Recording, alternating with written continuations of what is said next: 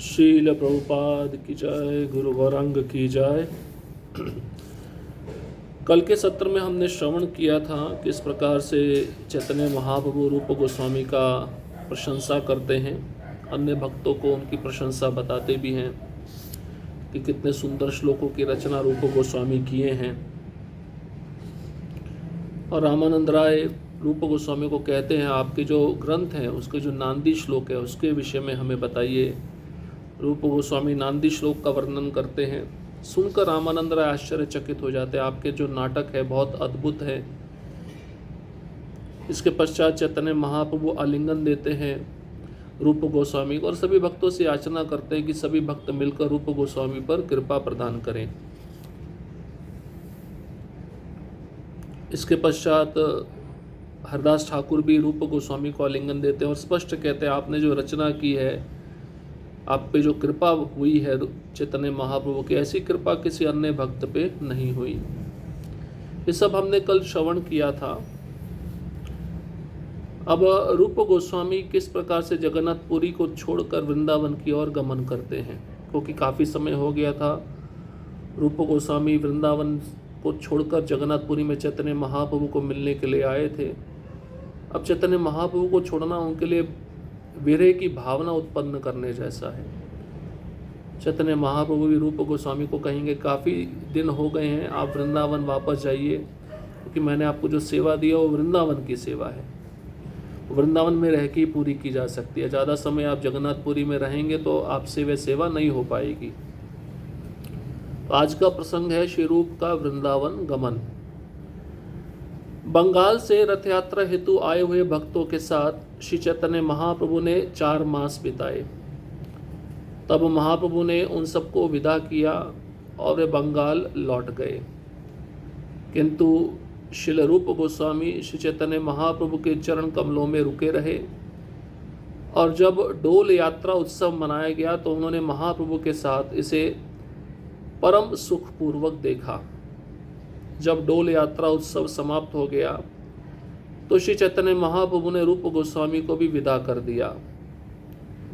चैतन्य महाप्रभु ने उन्हें शक्ति प्रदान की और उन पर सभी प्रकार की कृपा अर्पित की।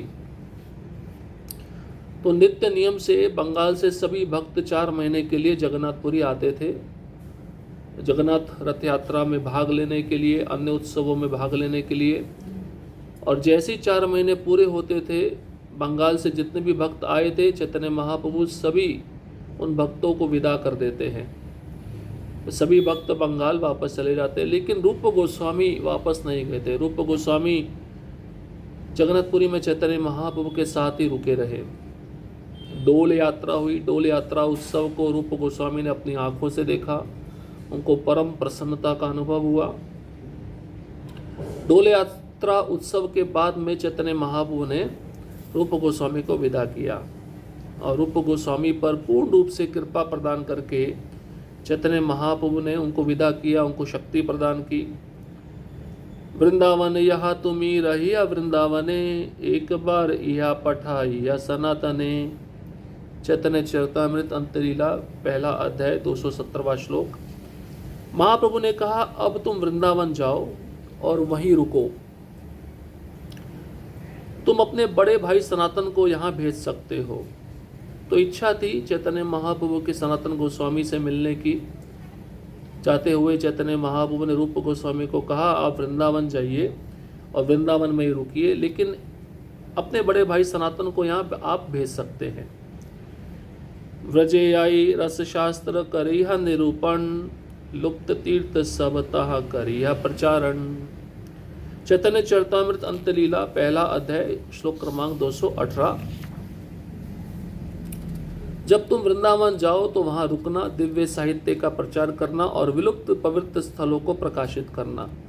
यही सेवा चैतन्य महाप्रभु ने पहले भी दिया था रूप गोस्वामी को।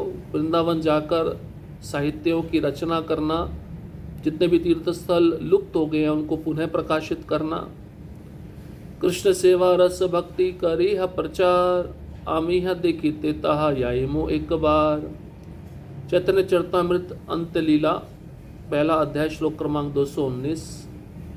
भगवान कृष्ण की सेवा स्थापित करना और भगवान कृष्ण की भक्ति के रसों का प्रचार करना, मैं भी एक बार पुनः वृंदावन जाऊंगा। तो विग्रह की भी स्थापना करना, विग्रह की स्थापना हो जाती है तो विग्रह की सेवा कैसे की जाए, उस सेवा को भी स्थापित करना, और भगवान कृष्ण की जो भक्ति है के रस है उनका प्रचार करना।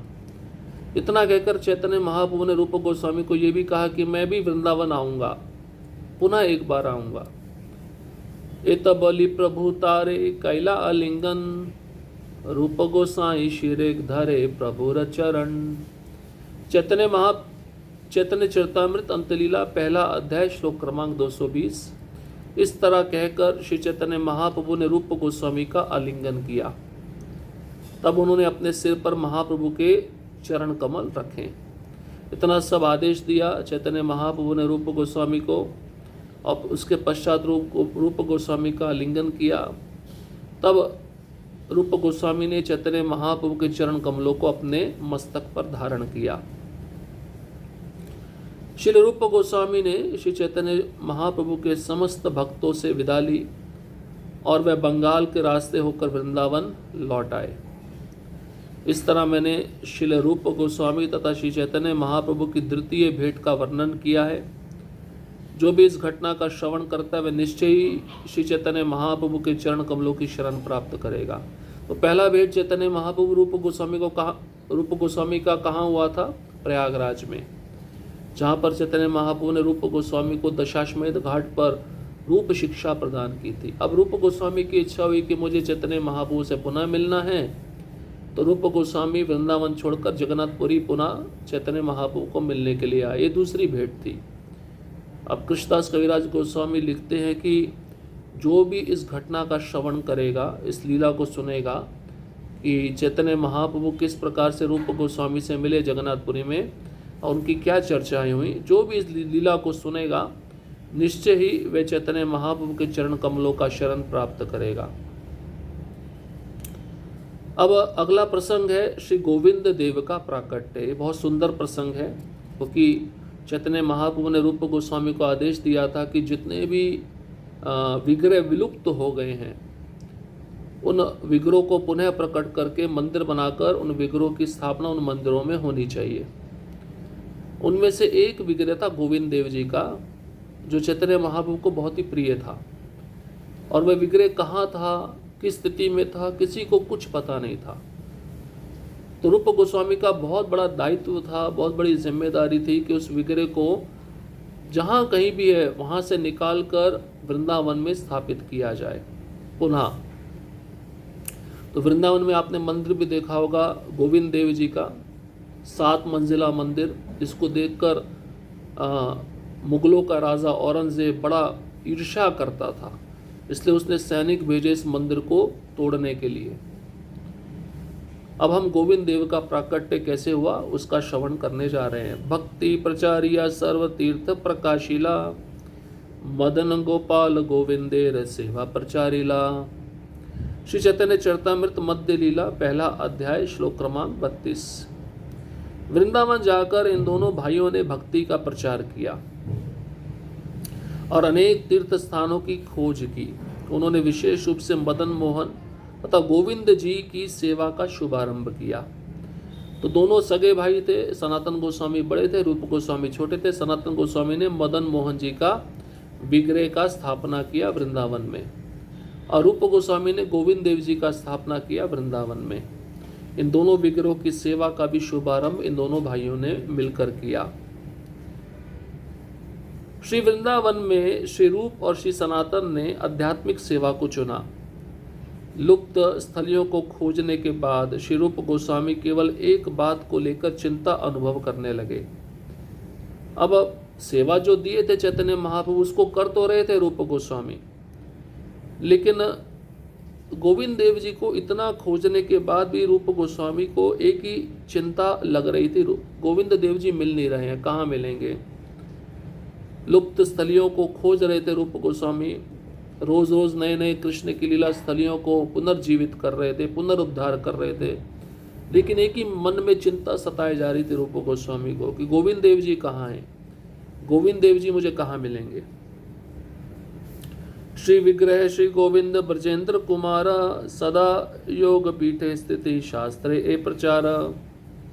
ये श्लोक भक्ति रत्नाकर नामक ग्रंथ से है, दूसरा अध्याय है, श्लोक क्रमांक 405। भगवान श्री गोविंद देव के श्री विग्रह जो ब्रजेंद्र कुमार हैं वे शाश्वत रूप से योग पीठ में निवास करते हैं, ऐसा वैदिक शास्त्र वर्णन करते हैं। योग पीठ मतलब मूल, भगवान का जहाँ जन्म होता है उसको योग पीठ कहा जाता है। तो ये विग्रह गोविंद देव जी जो स्वयं ब्रजेंद्र कुमार हैं, ये शाश्वत रूप से योग पीठ में निवास करते हैं, ऐसा वैदिक शास्त्रों में लिखा गया है। शास्त्रों के अनुसार श्री गोविंद ब्रजेंद्र कुमार श्री विग्रह के रूप में श्री वृंदावन में किसी पवित्र स्थान पर स्थापित किए गए थे, पर श्री रूप को वह विग्रह नहीं मिले, यद्यपि उन्होंने काफी समय तक कई स्थानों पर खोज की। तो ये जो गोविंद देव जी का विग्रह है, ये ब्रजेंद्र कुमार के रूप में वृंदावन के किसी पवित्र स्थान पर स्थापित किए गए थे, लेकिन कौन सा पवित्र स्थान है ये रूप गोस्वामी को पता नहीं था। रूप गोस्वामी ने बहुत प्रयास किया उस गोविंद देव नामक विग्रह को ढूंढने का, लेकिन उनको वह विग्रह नहीं मिले। काफी लंबे समय तक वह खोजबीन भी करते रहे, कई स्थानों को खोजा, लेकिन गोविंद देव जी उनको नहीं मिल पा रहे थे। श्री चैतन्य महाप्रभु के आदेशानुसार श्री रूप गोस्वामी श्री वज्रनाभ द्वारा स्थापित श्री गोविंद देव के विग्रह के अनुसंधान में दिन रात एक करके जुट गए। श्री रूप गोस्वामी ब्रज के वनों, उपवनों और गांवों में घूम घूम कर श्री गोविंद देव की योग पीठ का अन्वेषण करते। ग्रामवासियों से वृंदावन के उस योग पीठ के विषय में पूछते रहते, पर कहीं भी उसका पता न चला। संवत 1592 में एक दिन इसी प्रकार निराश एवं दुखी होकर वह यमुना के तट पर बैठे थे और विचार कर रहे थे कि मुझ में इतना सामर्थ्य कहाँ कि मैं भगवान का अन्वेषण कर सकूं। जिस प्रकार सूर्य किसी के प्रयत्न से नहीं अपितु स्वयं ही प्रकाशित होता है, और तब वह क्रंदन करते हुए नेत्रों से प्रेमाश्रु बहाते हुए हा गोविंद कहते हुए अपने इष्ट से प्रार्थना करने लगे। अब हुआ ये, चैतन्य महाप्रभु ने रूप गोस्वामी को कहा था कि गोविंद देव जी के विग्रह हैं श्री वज्रनाभ जी स्थापित किए हैं। वज्रनाभ जी कौन है? ये भगवान के पुत्र हुए प्रद्युम्न, प्रद्युम्न के पुत्र हुए अनिरुद्ध और अनिरुद्ध के पुत्र हुए वज्रनाभ। ये भगवान के प्रपौत्र थे। इन्होंने गोविंद देव जी का विग्रह स्थापित किया था वृंदावन में। अब उस विग्रह को ढूंढने में दिन रात एक कर दिए रूप गोस्वामी। अकेले नहीं ढूंढते थे, ब्रजवासियों की मदद लेते थे, ब्रजवासी मदद करते थे रूप गोस्वामी को गोविंद देव जी का विग्रह ढूंढने के लिए। रूप गोस्वामी कहाँ कहाँ ढूंढे गोविंद देव जी के विग्रह को?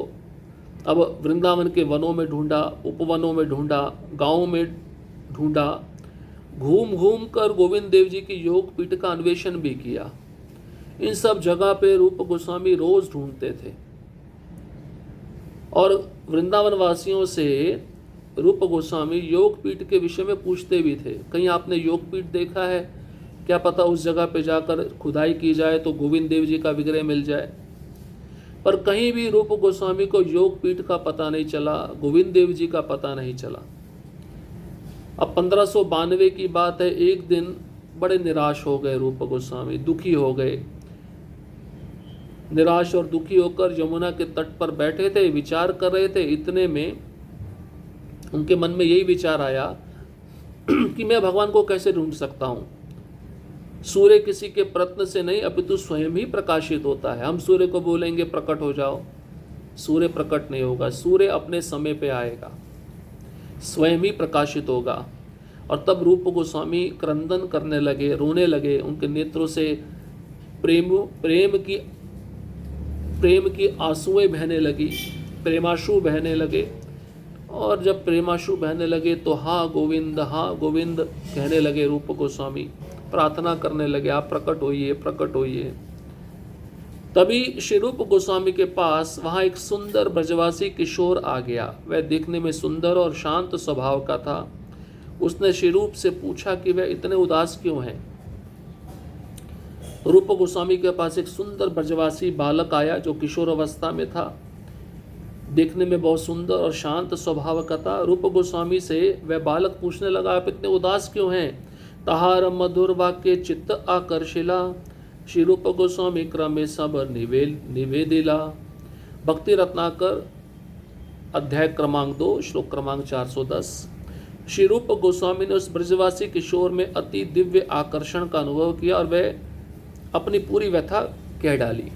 अब बालक दिखने में इतना सुंदर था, रूप गोस्वामी का आकर्षण हो गया उस बालक के प्रति और रूप गोस्वामी ने पूरी बात बता दी, मैं दुखी क्यों हूँ। ब्रजवासी कहे, चिंता न करी हम मने, गोमाटीला ख्याति योग पीठ वृंदावने, तथा कौन गाभी श्रेष्ठ पूर्वाहन समय, दुग्ध देन प्रतिदिन उल्लास हृदय। श्री गोविंद देव तथा आछेन गोपने, एत कही रूपे लैया गेला से ही खाने, स्थान जनैया तिहा अदर्शन हईते, मूर्छित हैया रूप पड़िला भूमिते।